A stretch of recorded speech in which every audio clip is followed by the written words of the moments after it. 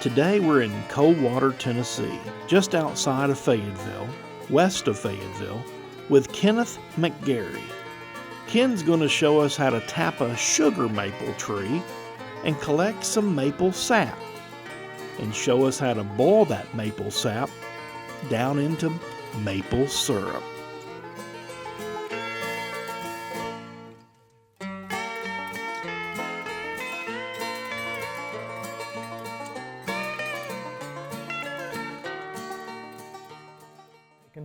That's one of my better trees. I think we'll go ahead and get up here and try putting another tap in. But I didn't bring another bucket with me. We'll just switch this bucket over. How many taps can you put on a tree? On one like this, you can put up to 3. This is an old one here. I'm going to go ahead and put it around over here. This, if it's going to go, it'll go on this side because it's warm over here.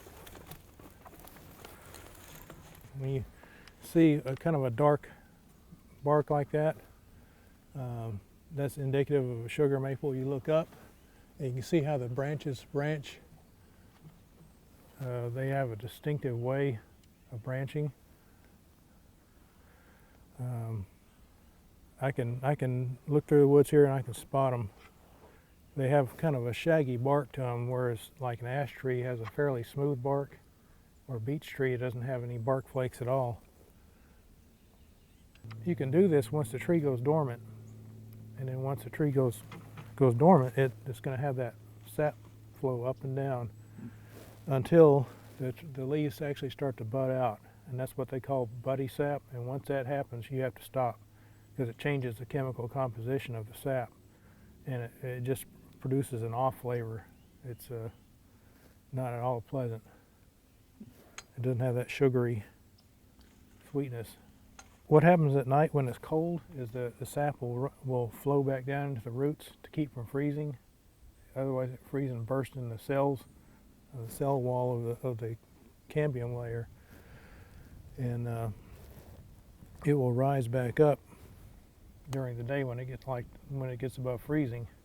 Generally it has to get above probably around 45 or so before it starts flowing good. Like today, I think it's forecast to go up to about 55. That's just a perfect day for it. A sunny day like today is the best. A clear, cold night and a sunny, warm day the next day. Generally, you want a tree that's at least 10 inches in diameter.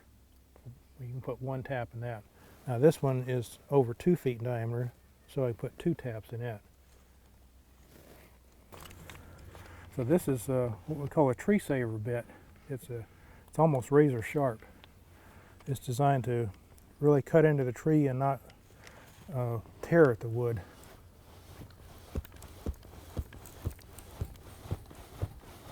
So you drill in about an inch or so.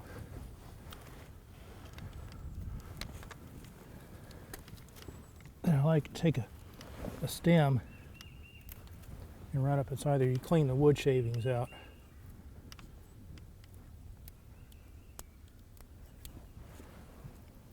And then this is your tap. That's what goes into the tree. And then when you hang your bucket, this holds the bucket in place. So just put it in there like so. And that's it. So you generally want to put it above a large root that you're going to get more sap flow in there. And like say when you drill it, you're going to put the drill in about that far and then pull it back out. You want it to go slightly downward so the sap will flow out. Okay. And what it does, it just flows out here. Your bucket's hanging, well, this one right here. Oh, this one's nearly full. This is left over from yesterday. See how much is in there? Wow. But see, it's frozen from last night.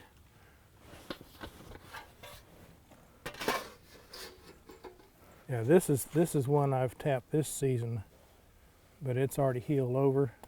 And what'll happen during the summer is that'll close up.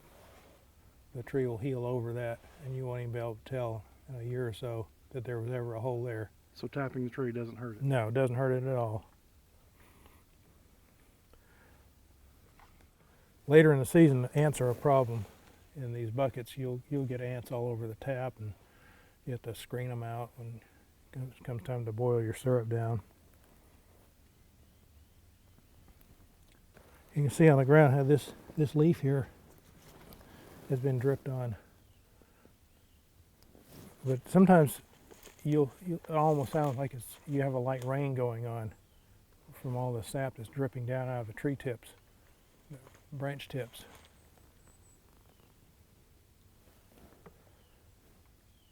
The sap is actually perishable. Oh. So how much time do you have? Usually about a day or so.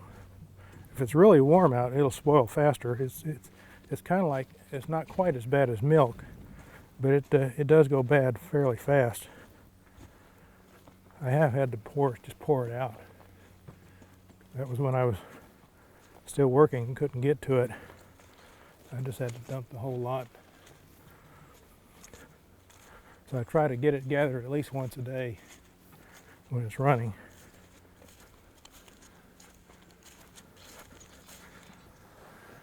All right. Okay, so what we're doing here is we are putting the sap in the evaporating pan. As you can see, it was frozen last night. It was 18 degrees this morning. So we got that out of the bucket. And what we're doing is we're evaporating the sap, evaporating the water out of the sap to get finished syrup. And it generally takes about 40 gallons of sap to make 1 gallon of syrup. So the idea here is just to make steam all day long.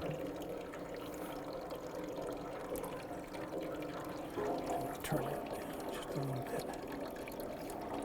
You don't want to put cold sap into a hot pan because it kills the boil. You want the boil to be going pretty robustly.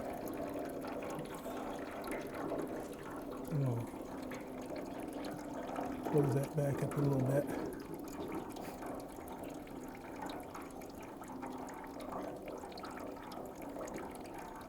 Okay, I'm going to go get some wood and put it in the fire here. Okay.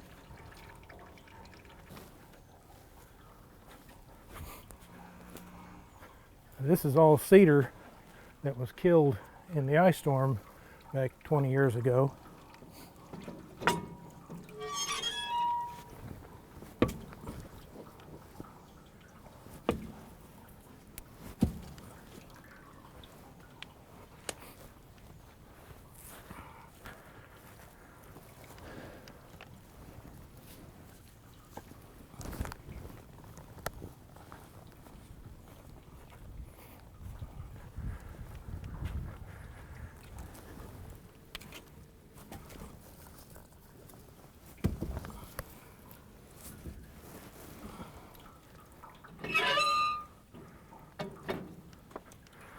And once that catches, we ought to get a really good hot boil going. It's almost akin to making steel. You get a blast furnace going underneath this as hot as you can get it. So I bought this as a kit from this company right here. They're up in Vermont. This is a small evaporator. It's good for about 50 taps or so.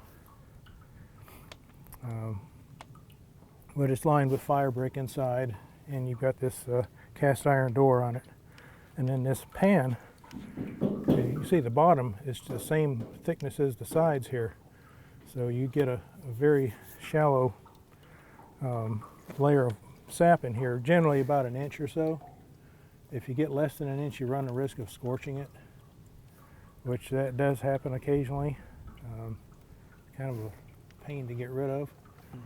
But it's kind of like running a steam engine.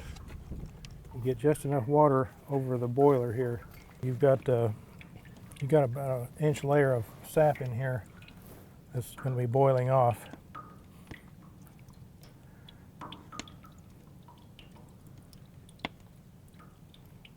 so you want to skim that foam out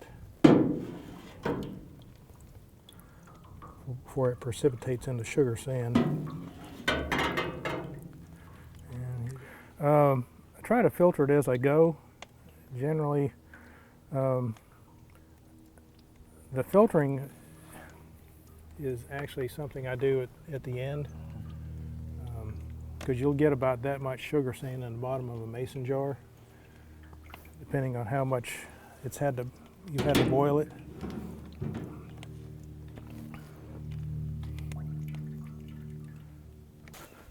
This one's got a liner in it because this bucket here is rusted out. Okay. Yeah, see, it's not even running at all. There's no sap coming out. And it probably won't until it gets good and warm today. I need to throw some more wood in there. Get rid of going. It's hard to get too much wood in here. I like to stuff it in there till it won't take any more.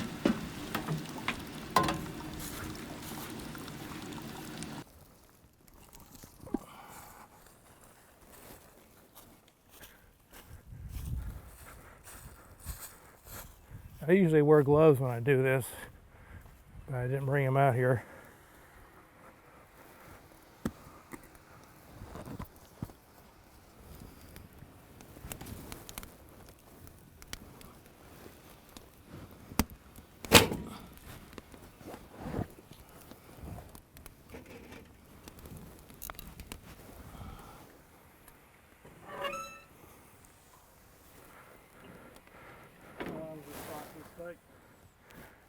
It'll probably take today and tomorrow to run this batch through. You generally can evaporate about 4 or 5 gallons an hour. Maple syrup is considered to be finished when it boils at 219 degrees Fahrenheit, or reaches 67 brick on a hydrometer. Average sap contains between 1 and 2% sugar, which translates into about a 40-to-1 ratio of sap to syrup. Yeah, it's starting to foam up now. What's this thing? Yeah, what it does is it pulls the draft in from the bottom here, and there's a grate in there, and it just pulls up through the grate.